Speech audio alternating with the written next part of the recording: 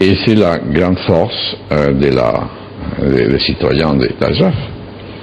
Ils sont la force de la loi de leur côté.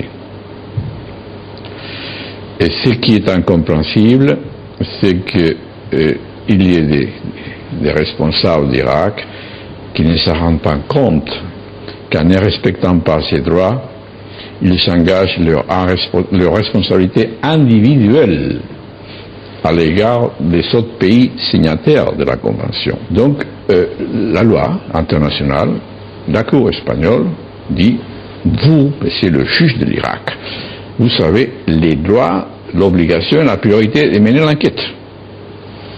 C'est incontestable.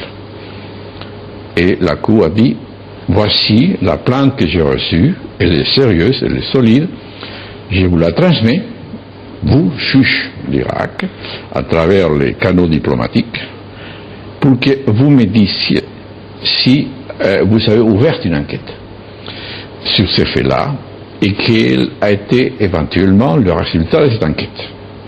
Voilà, donc le respect de la souveraineté et de l'indépendance de l'Irak est total.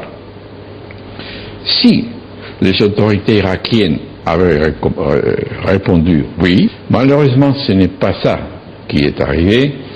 La réponse qui a été reçue à la Cour espagnole a été une réponse tout à fait vague. On a ouvert une enquête, mais il n'est pas dit qui a ouvert l'enquête, qui mène l'enquête, et aucun résultat de l'enquête. Donc, une réponse insuffisante.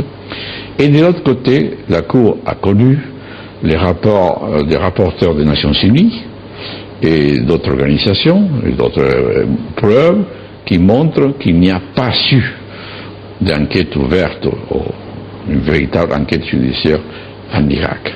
Alors, après avoir donné 1 an de temps aux autorités irakiennes pour répondre à la question, étant donné qu'il n'y a pas eu de réponse,